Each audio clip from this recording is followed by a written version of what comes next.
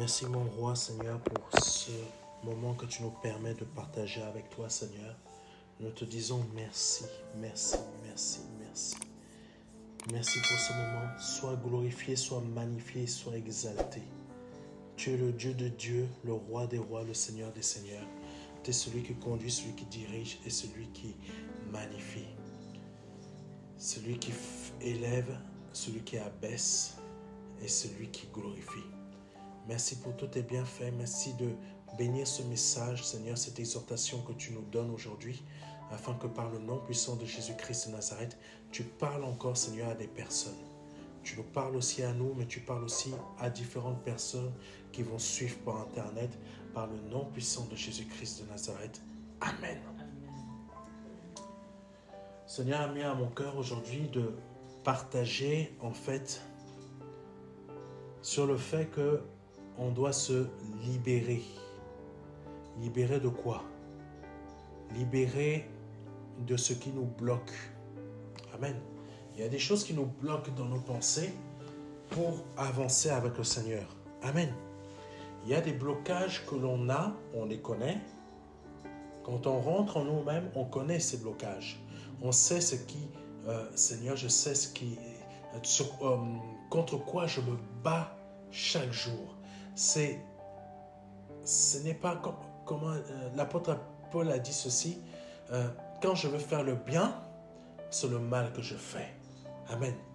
Parfois, inconsciemment, ou c'est plus fort que nous, on ne sait pas pourquoi, on veut faire le bien, mais il y a une part de nous-mêmes qui va prendre le dessus. C'est vraiment notre défaut qui va prendre le dessus. On ne voulait pas faire du mal. Et on va s'enfermer à la maison de peur que la personne, on va se dire, la personne ne va plus jamais nous parler. La personne, ils ne vont plus jamais me prendre comme ami parce que là, vraiment, je suis allé trop loin. Seigneur, tu me connais. Je n'ai pas fait exprès. C'est plus fort que moi. Pas plus fort que moi que tu ne maîtrises pas. C'est simplement que c'est une partie de ta personnalité. Amen. Et nous avons besoin d'être libérés de cette personnalité-là. Ça ne veut pas dire que c'est un démon. Non, ça fait partie de notre personnalité. Amen. Ça, c'est un exemple que le Seigneur a mis à mon cœur de donner. Et pourquoi on doit se libérer de ces choses-là? C'est parce que ça peut nous empêcher d'aller plus loin. Amen. Ça peut être un empêchement.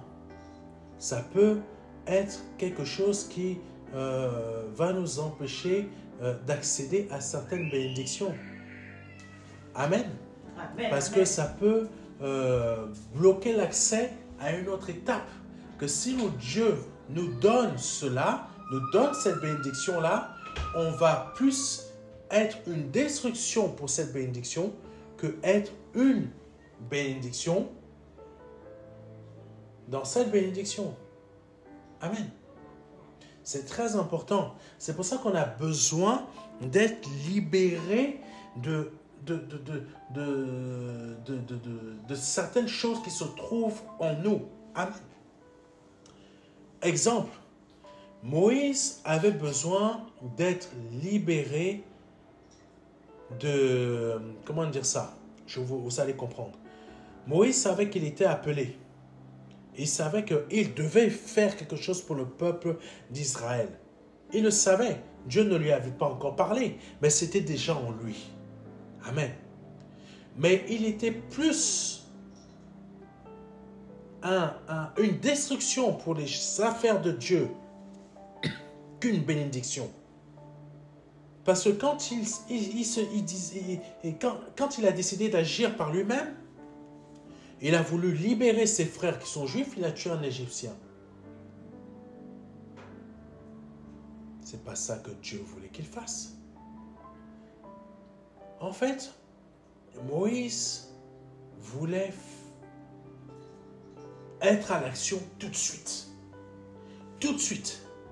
Mais qu'est-ce qui s'est produit? Il a fui. Amen. Donc, dans nos actions, on peut être une destruction pour les bénédictions que Dieu va nous apporter tant qu'on n'est pas libéré de ce qui domine dans notre personnalité. C'est très important à comprendre ça.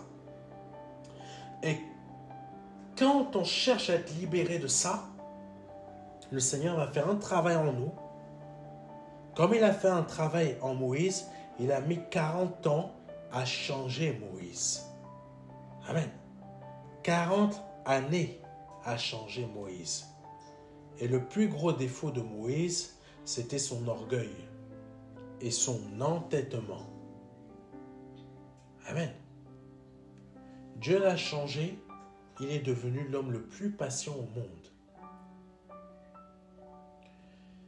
Je ne dis pas que pour vous, ça va mettre 40 ans pour que vous ayez votre bénédiction. Non, c'est juste une image.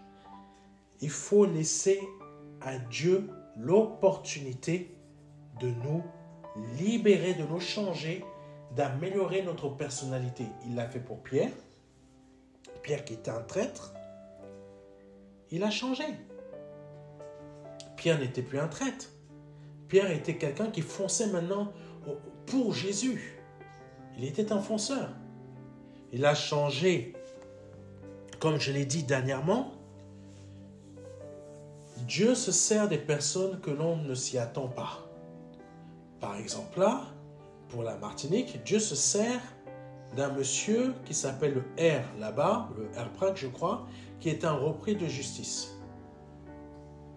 Il est sorti de prison, il a pris le temps pour changer, mais il n'a pas encore été changé totalement, mais par Jésus. Amen. Mais Dieu se sert de lui pour libérer le peuple martiniquais de la vie chère. Je le prends comme exemple pour arriver à l'apôtre Paul. L'apôtre Paul était un tueur, était un assassin. Mais Dieu l'a changé. Il est marqué dans la parole de Dieu que les disciples disaient, mais en gros, comment Jésus peut se servir d'un assassin pour venir nous prêcher la parole? C'est choquant. Comment Dieu peut se servir de quelqu'un qui est sorti de prison pour libérer un peuple? Dieu se sert de qui il veut et comme il veut. Amen. Mandela, on l'a critiqué à fond avant qu'il soit le président que l'on connaît. Martin Luther King, beaucoup l'ont critiqué. Beaucoup l'ont même condamné. Beaucoup même ont dit qu'il avait des maîtresses. Mais Dieu s'est servi de lui pour sortir le peuple noir de là où il était. Amen. Ça veut dire quoi? Dieu veut nous libérer de notre personnalité qui nous bloque pour être un avancement dans les bénédictions qu'il a formées pour nous. Parce que s'il ne nous libère pas de ce qui nous bloque, donc nos défauts, on est susceptible d'être des destructeurs ou des destructions en puissance des bénédictions qu'il nous apporte. Commençons par Nombre chapitre 13, versets 2 à 3. Je répète, Nombre chapitre 13, versets 2 à 3. C'est la version Semeur. Dieu dit à Moïse, envoie des hommes, un de chaque tribu. Donc, 12 tribus, ça fait 12 hommes. Choisis parmi les chefs pour explorer le pays de Canaan, que je donne aux Israélites. Moïse envoya des hommes depuis le désert de Paran. Avant que je continue, le Saint-Esprit me montre de dire quelque chose. Choisis parmi les chefs pour explorer le pays de Canaan que je donne aux Israélites. Cette partie de ce verset, en fait, c'est Dieu montre une élévation. Qu'il élève des personnes pour leur donner la victoire. Mais vous allez voir que par la suite, ces mêmes personnes ont été la destruction de ce que Dieu avait prévu. Amen. C'est pour ça que le peuple d'Israël est passé 40 ans dans le désert. Parfois, quand Dieu nous élève, il met quelque chose dans notre cœur, c'est parce qu'il nous a donné la victoire. Amen. Il faut qu'on puisse comprendre ça. Envoie des hommes, un de chaque tribu parmi les chefs, pour explorer le pays de Canaan que je donne aux Israélites. Dieu élève ces personnes. Ces personnes-là, ces 12, Dieu savait que ces 12 espions, ou ces 12 témoins, qui devaient aller en Canaan, quand Dieu parle, il t'élève, ça veut dire qu'il t'a donné la victoire, ça c'est sûr et certain. Tu vas avoir les épreuves, mais tu es déjà victorieux. Mais il savait que ces 12 personnes avaient un défaut. Mais il les a élevés. Mais en les élevant, il voulait les libérer de leurs défauts. Le défaut, c'était quoi? Le doute, l'inquiétude, les yeux, voir avec les yeux. Voir avec les yeux. Parce que quand ils ont vu avec leurs yeux, ils ont douté de l'élévation de Dieu. Ils ont vu qu'il y avait vraiment des richesses dans ce territoire. Mais on va voir par la suite, quand ils ont vu avec leurs yeux, c'est là que ils ont détruit la bénédiction de Dieu. Amen. Dieu, en les élevant, voulait les libérer de les libérer de leurs yeux.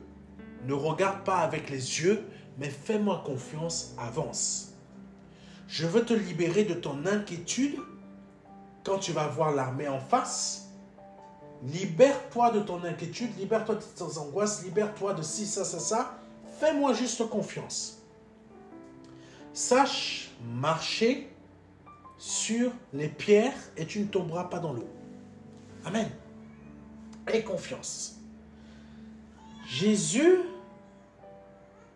leur montre, parce que Jésus c'est l'Éternel, envoie des hommes, un de chaque tribu. Donc Dieu a élevé une personne par tribu pour donner la victoire. Choisis parmi les chefs pour explorer le pays de Canaan que je donne aux Israélites. Et Moïse s'est exécuté. Il a choisi ces personnes, il les a élevées, comme Dieu l'a demandé, et il les envoya. Moïse envoya des hommes depuis le désert de Paran, comme l'Éternel le lui avait demandé. Amen. C'étaient tous des chefs des Israélites. C'est une grâce d'être élevé. Quand Dieu t'élève, sache que tu as la victoire. Mais en t'élevant, c'est pour te libérer de ce qui est en toi. Amen. Tes défauts. Dans ces moments-là, il ne faut pas regarder à ses défauts, mais il faut faire confiance à Jésus. Amen. Il faut faire confiance à Jésus. C'est pas... Le Seigneur ne nous reproche pas nos défauts. C'est simplement quand il nous élève, si nous détruisons la bénédiction qu'il apporte dans notre vie, on va mettre plusieurs années encore pour avoir une nouvelle opportunité. Amen. Parce que là, quand ils sont passés à côté de cette bénédiction à cause de ces 12 témoins, Israël est passé à côté de l'opportunité. Ça, c'est ce qui arrive à beaucoup de chrétiens, enfants de Dieu. Amen. On a eu une opportunité, mais parce qu'on n'a pas su faire confiance, Seigneur, libère-moi. Je sais que tu m'as élevé pour cette bénédiction. Je te fais confiance pour me libérer de mes défauts. Parfois, on ne veut pas se libérer de nos défauts, on s'y accroche. Pas qu'on s'y accroche, je ne veux pas me libérer de ça. Tu veux te libérer, mais tu ne fais pas l'effort que Dieu voudrait que tu fasses pour t'en libérer. En fait, tu ne te travailles pas. Parfois, quand tu te travailles, tu te laisses quand même aller à ce défaut. Amen. Et tant que tu n'as pas travaillé ce défaut, Dieu ne peut pas se servir de toi. C'est ce qui s'est passé pour ces 12 témoins. Dieu a voulu bénir Israël, mais à cause de ces 12 témoins, Israël est passé par le péché, qui est le doute. Amen. Nombre 13, versets 25 à 29. J'ai sauté plusieurs versets pour qu'on aille pour qu'on puisse comprendre. Au bout de 40 jours, donc les témoins sont partis, ils ont passé 40 jours là-bas. Ils furent de retour de leur exploration du pays. Ils vinrent trouver Moïse et Aaron et toute la communauté des Israélites dans le désert de Paran à Kadesh. Ils leur rendirent compte de leur expédition et leur montrèrent les fruits du pays. C'est magnifique. Regardez les beaux fruits. C'est ça que nous voyons, les bénédictions de Dieu. Dieu nous permet de voir ces bénédictions, mais nous sommes les mêmes qui vont les rendre pourris. Amen. Ils ont rendu pourris les bénédictions de Dieu par leur propre agissement. On va voir la suite. Nous sommes arrivés dans le pays où tu nous as envoyés. Écoutez bien.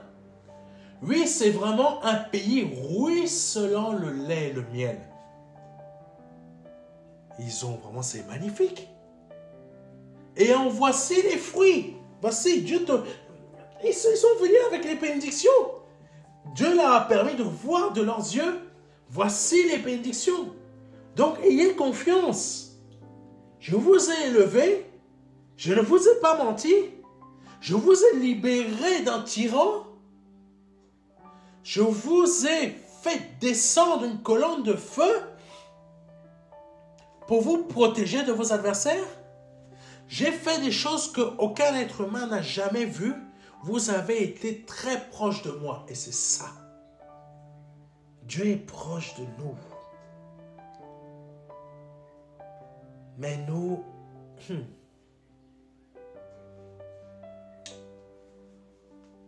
À cause de notre humanité, on passe à côté, certains d'entre nous passent à côté des choses de Dieu.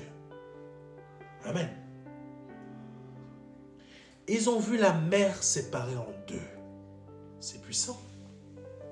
Moi, j'ai jamais vu la mer être séparée en deux devant moi. Eux, ils l'ont vu.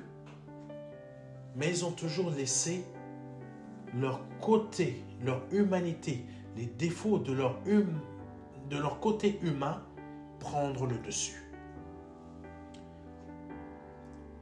Nous sommes arrivés dans le pays où tu nous as envoyés. Oui, c'est vraiment un pays ruisselant de lait et de miel. Et en voici les fruits. Et voici ce qui détruit la bénédiction de Dieu. Seulement, nous avons toujours des choses. Seulement ou le mais. Là, c'est le mot seulement qui détruit la bénédiction de Dieu. Seulement le peuple qui habite est terriblement fort. Waouh! Dieu les a élevés. C'est pour battre ces personnes qui sont terriblement fortes. Dieu a montré la puissance dont il était capable. Il a vaincu les pharaons. Il a vaincu l'armée de Pharaon. Il les a libérés. Il a forcé le Pharaon à les libérer. Et en plus de ça, ils sont partis avec les richesses de l'Égypte. Et ils ont encore gardé leur cœur. C'est pour ça que Jésus disait toujours, peuple au cou raide.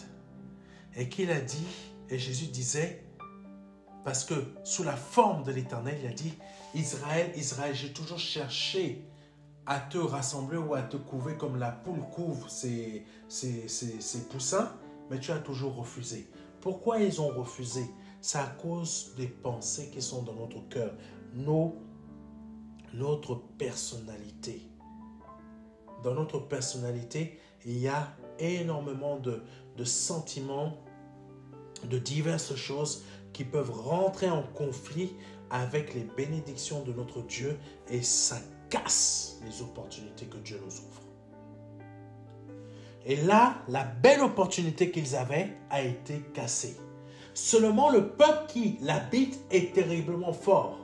Les villes sont d'immenses forteresses.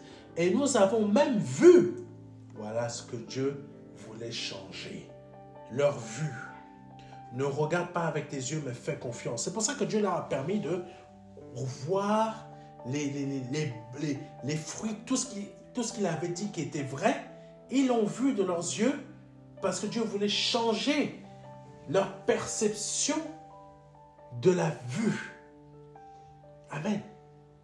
Dieu veut nous changer. C'est ça qu'il faut qu'on comprenne.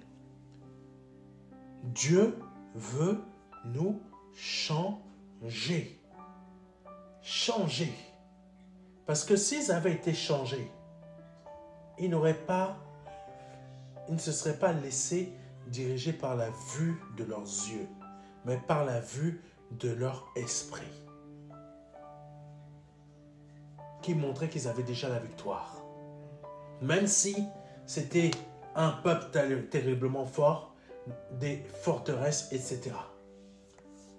Et nous avons même vu des descendants d'Anak, les Amalécites.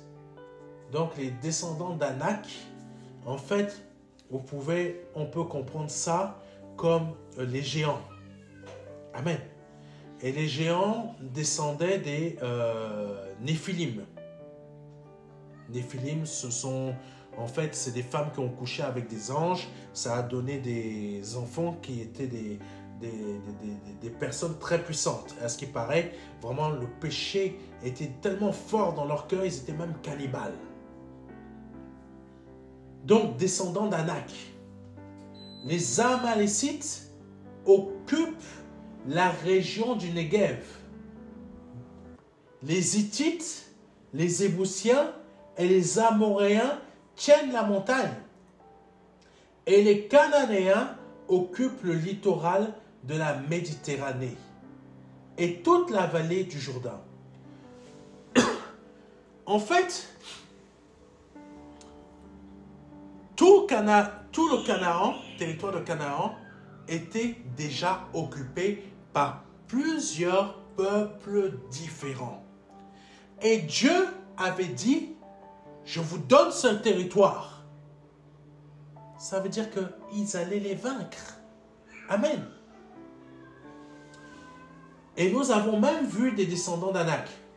Premier ennemi.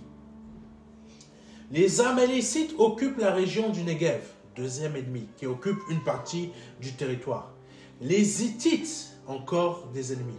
Les Ébusiens, encore des ennemis. Et les Amoréens tiennent la montagne. Waouh!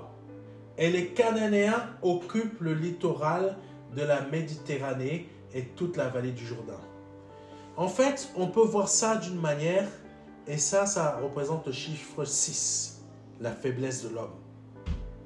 La faiblesse de l'homme, c'est le chiffre 6. Et au travers du rapport de ces 12 témoins, ce chiffre 6 ramène à ce qui est la faiblesse de l'homme, c'est-à-dire notre humanité, notre personnalité humaine qui va toujours, si on ne fait pas attention, détruire les bénédictions de Dieu dans notre vie. Il faut savoir que dans notre vie, on a eu énormément d'opportunités. Certains ont eu beaucoup d'opportunités. Et à cause de leur faiblesse, à cause de ce chiffre 6, ils sont passés à côté des choses de Dieu. Amen. Tu as peut-être 80 ans, 90 ans, 50 ans, je ne sais pas quel âge tu peux avoir. Si tu es passé pendant plusieurs années, c'est à cause de toi-même. C'est notre faiblesse. Amen.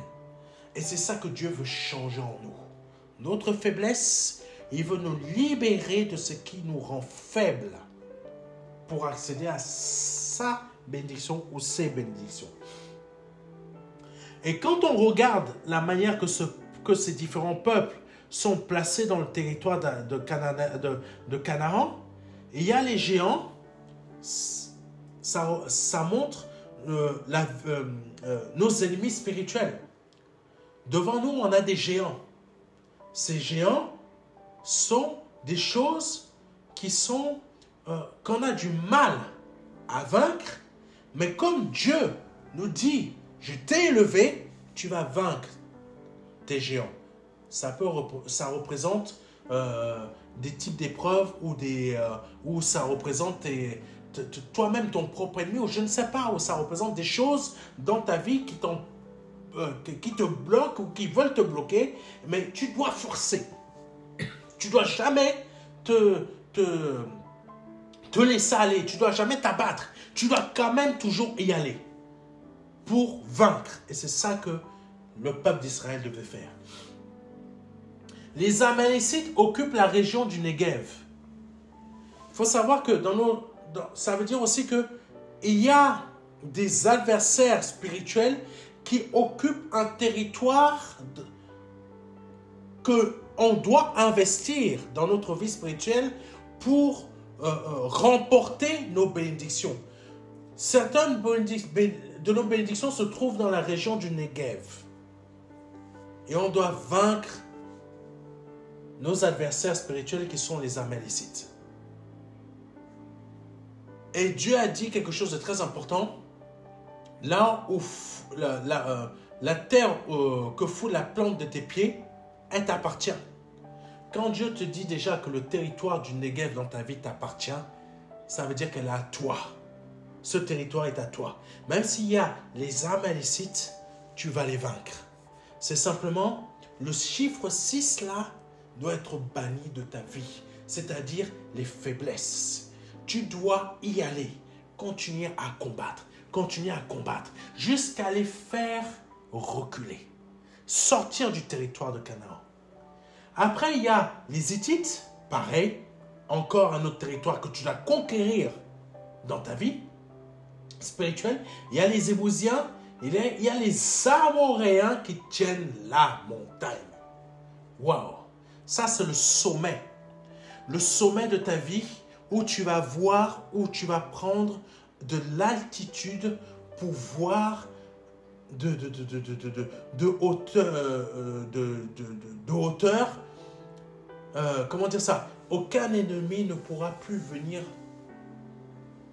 te vaincre ou t'attaquer sans que tu ne puisses le voir. Tu vois tes ennemis, tu les as déjà vaincus. Amen. Tu prends de la hauteur, ça veut dire aussi que tu marches. Tes ennemis, tu en as fait ton marchepied. Ça veut dire qu'en prenant la montagne, ils auraient déjà vaincu les géants, ils auraient vaincu les Amalécites, ils auraient vaincu les Hittites et tout le reste. Amen. Donc tu as la montagne dans ta vie, ça veut dire que c'est l'élévation dans ta foi, dans ta confiance envers l'Éternel. Et là, c'est les Ébousiens que tu dois vaincre dans ta vie. Amen. Je ne vais pas, malheureusement, je n'ai pas trop de temps pour tout développer, mais je pense que vous comprenez déjà. C'est les Ébousiens que tu dois vaincre dans ta vie. C'est tes pensées, c'est ton doute, c'est les choses qui te concernent toi. Ce n'est pas des ennemis, ce n'est pas la sorcellerie, ce ne sont pas les collègues, ça concerne toi, ton intérieur propre. Ce que tu dois vaincre à l'intérieur de toi. Ce sont les Ébousiens qui se tiennent sur la montagne. Donc ce sont tes pensées, ce sont tes attitudes, ce sont mes façons de voir les choses, ce sont ma façon d'interpréter les choses. Ce sont beaucoup de choses qui m'empêchent de pouvoir laisser libre cours aux bénédictions de Dieu dans ma vie, par la foi. Amen. Et après, il y a les Cananéens qui occupent le littoral de la Méditerranée. Ça, c'est un coin stratégique. Tu es sur le littoral, tu vois les bateaux ennemis arriver, tu les fusilles. Amen. Tu les brises. Ça, c'est un point stratégique aussi dans notre vie spirituelle. Dans le littoral, tu es placé tu es à la brèche pour, quand tes ennemis arrivent, par exemple, tu vois les sales coups arriver dans ton domaine professionnel, tu sais déjà que il y a quelque chose qui va se produire là. Donc, je suis en éveil. Le littoral, c'est ça. Je suis en éveil, je suis éveillé et je suis dans la prière. Pas juste la prière pour prier, non. Je suis éveillé, je suis en communion, mes yeux sont ouverts, je suis en alerte. Amen. Ça, c'est le littoral de la Méditerranée et toute la vallée du Jourdain. Amen. Donc, le Seigneur nous montre par là que il y a 6 points dans notre vie spirituelle où nous devons vaincre. Et ces 6 points représentent nos faiblesses. Amen. Nous devons vaincre ces 6 points dans notre vie. Ces 12 témoins, espions, n'ont pas permis à Israël de vaincre du premier coup leurs ennemis parce qu'ils n'étaient pas libérés de leurs défauts. Amen. C'est important que l'on comprenne cela. Nombre 13, versets 30 à 33. Pour terminer. Alors Caleb essaya de faire taire le peuple qui commençait à s'en prendre à Moïse. 12 personnes ont gangréné tout un peuple parce qu'ils n'étaient pas libérés de leur faiblesse. Au travers de Caleb, Dieu a essayé de faire taire le peuple. Mais le peuple était déjà gangréné à cause de 12 personnes. Il lui dit, allons-y, faisons la conquête de ce pays, car nous en sommes vraiment capables. Mais les hommes qui l'avaient accompagné disaient, nous ne sommes pas en mesure d'attaquer ce peuple. Caleb avait la foi. Amen. Caleb avait la foi. Ça veut dire quoi? Dans notre fort intérieur, on peut avoir confiance en Dieu, mais si toute une partie de notre fort intérieur n'a pas confiance sur plusieurs domaines ou sur certains domaines, on ne vaincra pas.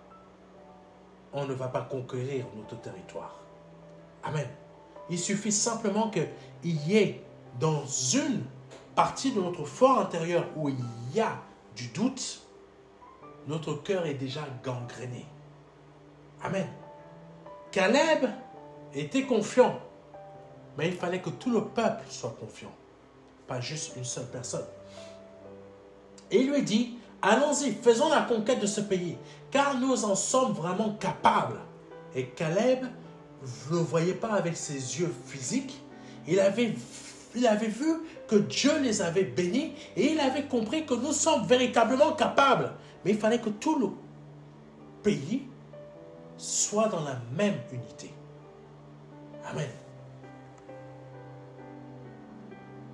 Mais les hommes qui l'avaient accompagné disaient, nous ne sommes pas en mesure d'attaquer ce peuple, car il est plus fort que nous. Puis ils se mirent à décrier le pays qu'ils avaient exploré devant les Israélites. C'est impressionnant. Le pays est beau, il y a des beaux fruits, il y a ça, c'est joli, joli, mais maintenant le pays est devenu moche à cause de ces 6 territoires. En disant, le pays que nous avons parcouru et exploré est une terre qui consume ses habitants. Mais ce n'est pas ça que Dieu leur avait promis. C'est ça, quand il y a certains d'entre nous, quand Dieu nous parle, ils disent Amen, Amen, Amen, Amen, Amen. Et après ils disent, leur foi retombe à terre. C'est pour ça que le Seigneur Jésus-Christ a pris l'exemple de la semence. Quand la parole de Dieu arrive dans telle terre, le soleil frappe, la graine, elle ne peut pas pousser. Quand c'est une terre aride, la graine ne peut pas pousser. ça vient de ça. C'est nos cœurs à nous. C'est mon cœur, c'est le cœur de beaucoup d'entre nous, c'est nos cœurs à nous qui est comme ça. Quant à la population que nous y avons vue, encore vue, nos yeux, heureux ceux qui ont cru sans avoir vu. C'est pour ça que le Seigneur, il a dit ça. Quant à la population que nous y avons vue, ce sont tous des gens très grands. Amen. Ce sont tous des gens très grands. Nous y avons même vu des géants, des descendants d'Anak, de cette race de géants à côté d'eux. Donc, c'est les descendants des Néphilim. Nous avions l'impression d'être comme des sauterelles. Et c'est bien l'effet que nous leur faisions. Voici ce qui a détruit la bénédiction que Dieu avait donnée pour la première phase. Mais Dieu le savait déjà que ça allait se produire comme ça. Mais Dieu donne toujours une seconde opportunité. La seconde opportunité, c'était quoi? C'est que toutes ces personnes qui ont douté de lui devaient disparaître. Parce que la bénédiction, la parole de Dieu était obligée de se réaliser. Amen. Ça veut dire quoi dans notre vie? Ça veut dire que dans nos vies à nous, Dieu va laisser passer le temps dans notre vie pour que tout ce qui empêche ses ou sa bénédiction de se réaliser soit détruit en nous. Amen. Pour que nous puissions accéder à la promesse, parce que la parole de Dieu est obligée de s'accomplir.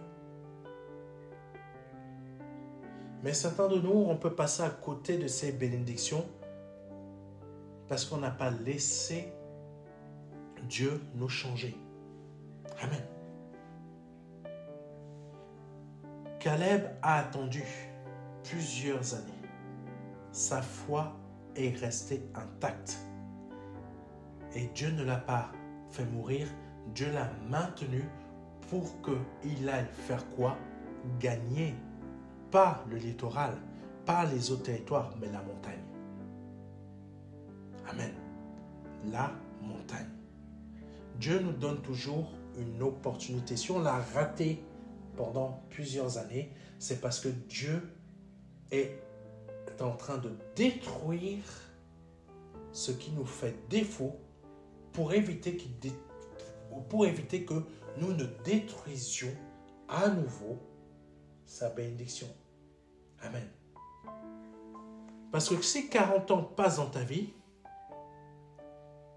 tu as déjà raté beaucoup de choses. 40 ans qui te restent encore, peut-être tu vas avoir 60 ans, 70 ans, comment tu vas réussir à regagner ta bénédiction? Tu n'auras pas trop de temps. Vivre ce que toi tu voulais vivre, tu n'auras pas trop de temps. C'est pour ça que c'est le moment, suite à cette exhortation, de laisser Dieu changer et que tu acceptes ce changement et que tu le laisses te changer en profondeur pour que tu aies les 40, 60 ou 70 années qui suivent la possibilité de manger, de boire le lait, de boire ce miel, de manger les fruits des bénédictions que Dieu a prévues dans ta vie. Que Dieu te bénisse. C'était le pasteur Serge. Amen. Si c'est la première fois que tu entends un de mes messages, que ce message t'a parlé, ce message t'a touché et que tu ne t'es jamais donné à Jésus-Christ et que là tu veux le faire, je t'invite à répéter après moi. Seigneur, je te demande pardon pour mes offenses, pour mes péchés, pour ce que j'ai pu dire ou pu faire qui n'a pas été à ta gloire. Je m'en repens. Je m'en repens. Je te demande pardon pour mes offenses, pour mes péchés, pour ce que j'ai pu dire ou pu faire qui n'a pas été à ta gloire. Je reconnais que je suis un homme pécheur ou une femme pécheresse si vous êtes une femme. Je te demande pardon et je m'en repens. Je reconnais que tu es Dieu, que tu es le Fils du Dieu vivant, que le Père t'a formé un corps, qui t'a envoyé sur cette terre, que tu es mort à la croix pour moi, que tu as versé ton sang à la croix pour moi et que tu es ressuscité le 3e jour. Je déclare que par ton acte à la croix, par ton corps que tu as donné à ma place et ton sang pur et innocent que tu as versé à la croix, je suis lavé de tous mes péchés et je suis pardonné. Par le nom puissant de Jésus-Christ. Amen. Si vous venez de répéter cela après moi, vous venez de passer de la mort à la vie. Parce que vous venez de le faire avec conviction et foi. Mais je vous invite à nous envoyer un mail à contact@ministère-de-la-réconciliation.fr afin de nous demander le livret Les 4 marches qui va vous aider dans votre conversion. On peut vous l'envoyer au format numérique comme au format physique, par voie postale, peu importe votre pays, gratuitement. Que Dieu vous bénisse. C'était le pasteur Serge Brun. Et si vous souhaitez bénir cette œuvre, n'hésitez pas, vous avez toutes les informations pour le faire sur notre site internet et sur là où va apparaître ce message. Que Dieu vous bénisse et à vendredi prochain. Amen.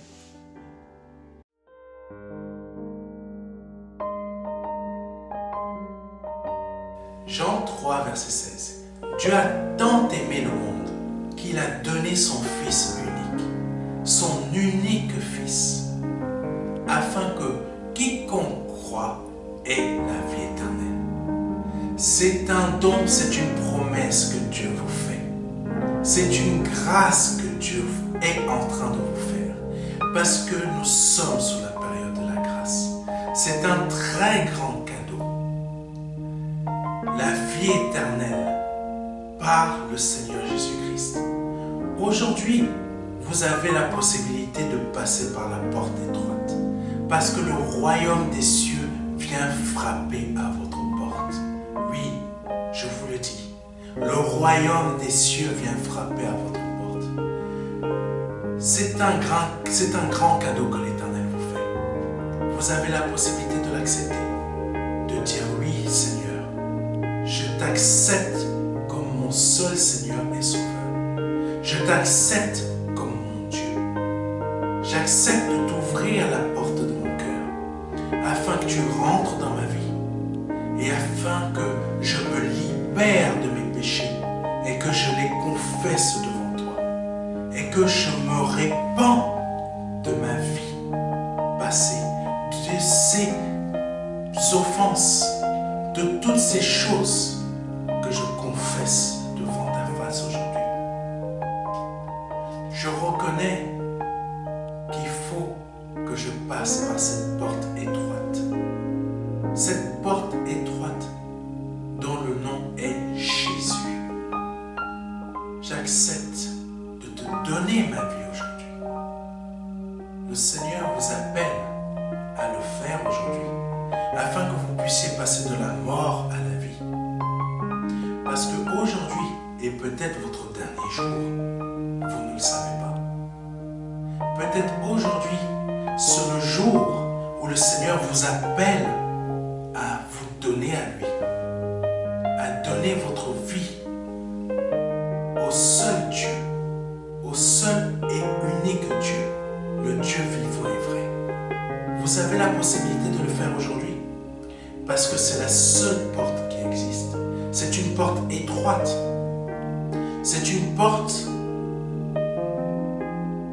qu'il faut emprunter pour pouvoir accéder au salut.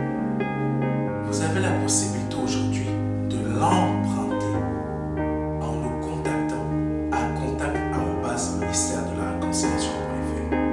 Vous avez la possibilité aujourd'hui de recevoir un livret numérique de notre part qui va vous aider dans cette démarche afin que vous puissiez accéder à la vie éternelle. Ne tardez pas, parce que vous ne le savez pas. Peut-être aujourd'hui est